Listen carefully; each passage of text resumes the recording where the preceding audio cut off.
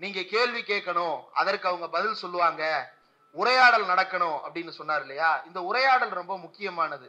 எந்த அளவுக்கு இந்த உரையாடல் முக்கியமானது அப்படின்னா, இந்த உரையாடல்ல ஒரே ஒரு வார்த்தையை உங்ககிட்ட இருந்து மறைக்கிறதன் மூலமாக உங்க மனசில் இருக்கக்கூடிய ஒட்டுமொத்த பிம்பத்தை மாத்திர முடியும். ஒரே ஒரு வார்த்தையை மாற்றி சொல்லுவதன் மூலமாக உங்களை ஒட்டுமொத்தமா வேற ஏதோ ஒரு பக்கம் திசை திருப்பிட முடியும். ஒரே ஒரு நீதிமன்ற தீர்ப்பின் மூலமாக ஒட்டுமொத்த நாட்டையே வேறு ஒன்றாக மாற்றிவிட முடியும். ஒன்னே ஒண்ணுதான், அது ஒரு வார்த்தையாக இருக்கலாம், அது சொல்லப்பட்ட வார்த்தையாக இருக்கலாம், மறைக்கப்பட்ட வார்த்தையாக இருக்கலாம், அல்லது எழுதப்பட்ட வார்த்தையாக இருக்கலாம், எழுதாமல் விடுபட்ட வார்த்தையாக இருக்கலாம். ஆனா அது உங்களுடைய மனசாட்சியை வேறு ஒன்றாக திசை திருப்பிவிடும். எப்படி திசை திருப்பும் அப்படின்னா, நாங்க படிச்ச போது தமிழ்நாடு ஸ்டேட் போர்ட் சிலபஸ் சமச்சீர் கல்வி அப்பதான் உள்ள வந்தது. அதையெல்லாம் தாண்டி தமிழ்நாட்டில் ஹிஸ்டரி அப்படின்னு எடுத்துக்கிட்டாலே வாத்தியாருங்க வந்து சொல்லி கொடுக்கும் போது பல விஷயங்களை அவங்களாவும் மனசுல இருந்து பகிர்ந்துப்பாங்க. 2 வாத்தியாருங்க கிளாஸுக்கு வரும்போது கொஞ்சம் ஜாலி ஆயிடுவாங்க பசங்க. ஒன்னு தமிழ் வாத்தியாரு, இன்னொன்னு கொஞ்சம் ஹிஸ்டரி வாத்தியார் அவ்வப்போது இல்லையா? தமிழ் வாத்தியாரை ஜாலியா எடுத்துக்கிறதுன்றது வந்து அந்த பசங்க வாத்தியார் 2 பேருக்கும் இடையில் இருக்கக்கூடிய உறவு. ஹிஸ்டரி வாத்தியார் அப்படிதான், ஏன்னா கதை சொல்லுவாங்க. சில வாத்தியார்கள் அப்படியே வாசிப்பாங்க, புத்தகத்தில் இருக்காது அப்படியே வாசிச்சு சொல்லி கொடுப்பாங்க. சிலர் சரி இன்னைக்கு என்ன கதை பார்க்கலாம் அப்படின்னு சொல்லிட்டு ஒரு கதையா சொல்லுவாங்க. அந்த கதையில பாத்தீங்கன்னா முகலாய பேரரசு பற்றிய கதைகளும் இருக்கு, நம்முடைய வரலாற்றில் இருக்கிறது. முகலாய பேரரசு பற்றியும் இருக்கு. முகலாய பேரரசு வருவதற்கு முன்னால என்ன இருந்தது? இங்க சுல்தானேட் அப்படின்னு சொல்லிட்டு சுல்தான் பேரரசு இங்க இருந்தது இல்லையா? அந்த சுல்தான் பேரரசு காலமாக இருக்கட்டும், அதற்கு பிறகு இந்த முகலாய பேரரசு காலமாக இருக்கட்டும், அவர்களும் மன்னர்கள் ஆட்சி செய்தார்கள், அவ்வளவுதான். அதற்கு முன்னால வேறு யாரோ மன்னர்கள் இருந்தா அவர்களும் மன்னர்கள் ஆட்சி செய்தார்கள். எந்த மன்னராக இருந்தாலும் எந்த ஆட்சியாளனாக இருந்தாலும் அவனுடைய வேலை என்ன அப்படின்னா, பெரிய கலவரங்கள் இல்லாம இதை அப்படி சும்மா கொண்டு போயிடணும், அவன் நாடு பிடிக்கணும், கொள்ளையடிக்கணும் அப்படின்றதுதான் பேசிக். அதுக்குள்ள நிறைய விளையாட்டுகள் அவர்களுக்கு இருக்கிறது. அந்த மக்களை சும்மா வச்சிருக்கிறது இருக்குல்ல, அதை மெயின்டைன் பண்றது இருக்குல்ல. இப்ப கூட சமீபத்துல நீங்க நியூஸ் பாத்தீங்கன்னா ஒரு வார்த்தை திரும்ப திரும்ப சொல்லுவாங்க, லா அண்ட் ஆர்டரை மெயின்டைன் பண்றது, சட்டம் ஒழுங்கை பாதுகாப்பது. அப்படின்னா என்ன? அது என்னத்தை பாதுகாக்க வேண்டியது இருக்கிறது? மக்கள் முறையாக பரிவர்த்தனைகளை மேற்கொள்ளுகிறார்களா என்பதை பாதுகாப்பது, மார்க்கெட்ல எல்லாமே கரெக்டா இருக்கான்றதை பாதுகாக்கிறது, ரேஷன் கடையில எல்லா பொருளும் சரியா வழங்கப்படுதான்றதை பாதுகாக்கிறது. இப்ப நம்ம 1 கிலோ அப்படின்னு சொல்லிட்டு ஒரு எடை போட்டு வாங்குறோம் இல்லையா? அந்த 1 கிலோல வந்து எடை கல்ல மாத்தி வச்சுட்டா அதை 3/4 கிலோவா கொடுத்து 1/4 கிலோ கொள்ளையடிக்கப்படலாம் இல்லையா? இப்ப இப்படி ஒரு ஸ்டாண்டர்டைசேஷன் நம்மளுக்கு வந்திருக்குது இல்ல. இந்த இந்திய ஆட்சி முறையில ஸ்டாண்டர்டைசேஷன் வார்த்தையை முதல்ல பயன்படுத்தினது யார் தெரியுமா? தமிழ்நாடு தவிர இந்தியா முழுக்க சொல்றேன். அவன் இன்னைக்கு இந்தி சினிமால மிகப்பெரிய வில்லன் அலாவுதீன் கில்ஜி.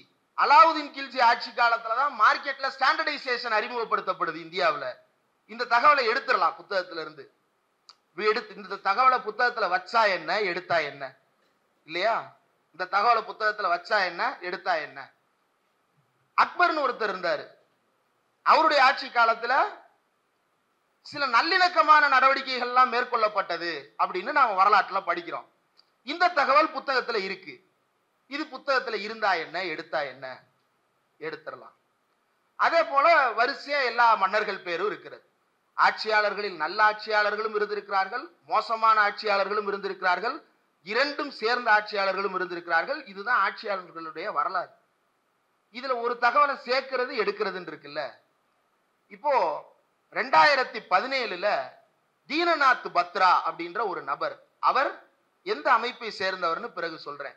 அவர் என்ன சொல்றாருன்னா, பாட புத்தகத்துல முகலாய பேரரசு பற்றி தேவையில்லாமல் நிறைய குறிப்புகள் இருக்கின்றன, அதை நீக்க வேண்டும் அப்படின்னு ஒரு கடிதம் எழுதுகிறார். அந்த கடிதம் எழுதப்பட்டது பலருக்கும் தெரியாது, சிலருக்கு தெரியும். சிலர் அதை குறித்து தொடர்ந்து போராட்டம் நடத்தி இருக்கிறார்கள், பேசி இருக்கிறார்கள் நீக்க கூடாதுன்னு. அப்போ என்ன பண்ணாங்கன்னா, முதல்ல அலாவுதீன் கில்ஜியை தூக்குனாங்க, அடுத்து அவுரங்கசீப்பை தூக்குனாங்க, அடுத்து அக்பரை தூக்குனாங்க, அடுத்து பீர்பாலை தூக்குனாங்க, அடுத்து வரிசையா ஒவ்வொரு இஸ்லாமிய மன்னராக தூக்கி இன்றைக்கு அச்சீவ்மெண்ட்ஸ் ஆஃப் முகல் எம்பரர்ஸ் அப்படின்ற ஒரு பகுதியே என்சிஇஆர்டி பாட புத்தகத்தில் கிடையாது. சரி, இதுல என்ன சார் பிரச்சனை? ஏதோ நீக்கிட்டாங்க, ஆனா முகலாயர்கள் ஆண்டது உண்மைதானே? உண்மைதான். எனக்கு தெரிந்த உண்மை நான் உங்கள்கிட்ட சொல்றேன். செவிவெளி செய்தி போல இன்றைக்கு பேசப்படுகிறதே தவிர இந்திய வரலாற்று புத்தகத்தில் பாட புத்தகத்தில் இருந்து அது நீக்கப்பட்டிருக்கிறது.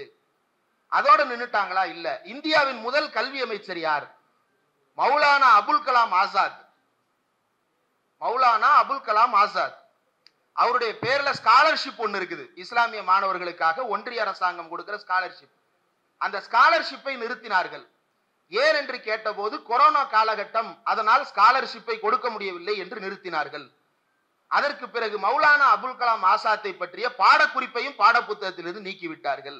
இப்ப எங்கிருந்து எதுவரைக்கும் நீக்கப்பட்டு விட்டது? இந்தியாவுக்குள்ள சுல்தான்கள் உள்ளே நுழைந்து ஆட்சி அமைக்க ஆரம்பித்ததிலிருந்து அவுரங்கசீப்புக்கு பிறகு நடந்தது வரைக்கும், கடைசியா மௌலானா அபுல் கலாம் ஆசாத் வரைக்கும் நீக்கப்பட்டுருச்சு. சரி, வரலாற்றை தான் நீக்கிட்டாங்க அப்படின்னா, அயோத்தின்ற ஒரு ஊர்ல பாபர் மசூதின்னு ஒரு இடம் இருந்தது, தெரியுமா? அங்க கலவரம் நடத்தப்பட்டது, இடித்து நொறுக்கப்பட்டது இல்லையா? நொறுக்கப்பட்டு என்ன கட்டப்பட்டது? ராமர் கோயில் கட்டப்பட்டது. இடிக்கப்பட்டது என்ன? என்ன மசூதி? சத்தமா? என்சிஆர்டி புக்ல அதுக்கு பேர் என்ன தெரியுமா?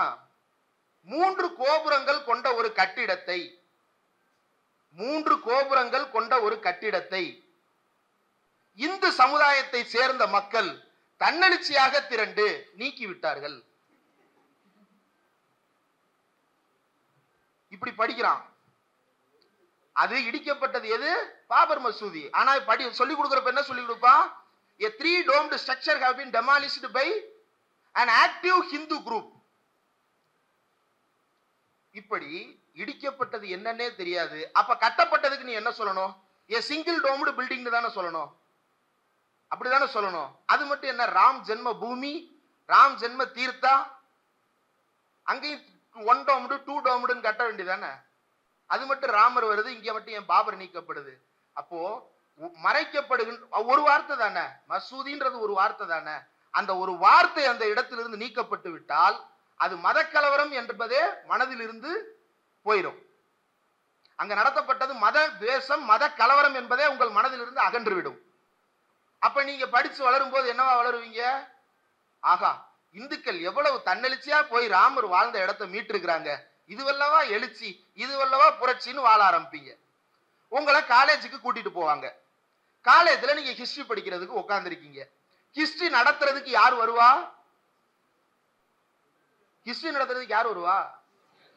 History professor, assistant professor, graduated in history இல்லையா?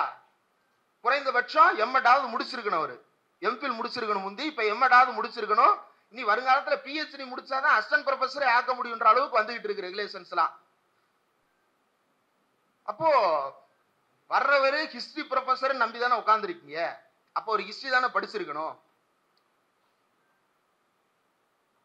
ஜேஎன்யூவில் இனி ஹிஸ்டரி நடத்துவதற்கு ஹிஸ்டரி ப்ரொஃபசர் வரமாட்டாங்க. ஹிஸ்டரி படிக்கிறவனுக்கு எல்லாம் பெரிய இடம் எதுன்னா ஜேஎன்யூ. அங்க போனோம்னா பயங்கரமா பாலிடிக்ஸ் பண்ணி பயங்கரமா நம்ம அரசியலையும் கத்துக்கலாம், வரலாறையும் கத்துக்கலாம்னு அங்க போறாங்க. அங்க போய் பசங்க உட்கார்ந்து இருக்கிறாங்க. ஹிஸ்டரி ப்ரொஃபசர் வருவாருன்னு ஒருத்தர் வந்திருக்கிறாரு. அவர் யாருன்னா bachelors in geography, masters in geography, PhD in geography, selected for assistant professor in history, bachelors in sociology, masters in sociology, selected for history.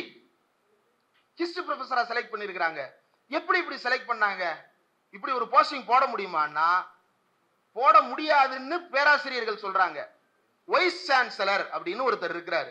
அவர் என்ன சொல்றாருன்னா, ஏன் முடியாது சார்? சட்டத்துல இடம் இல்ல சார்.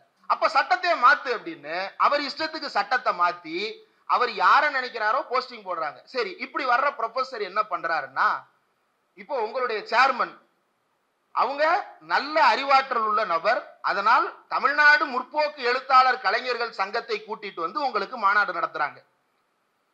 டெல்லி யூனிவர்சிட்டியிலையும் ஜவஹர்லால் நேரு யூனிவர்சிட்டியிலையும் என்ன தெரியுமா பண்றாங்க?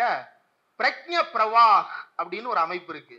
பிரக்ஞ பிரவாக் கேட்கறதுக்கு ஏதோ மந்திர உச்சாடனம் போல இருக்கு இல்லையா பேரு?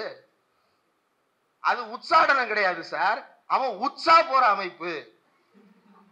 என்ன உச்சானா மாட்டு உச்சா, கோமியம்.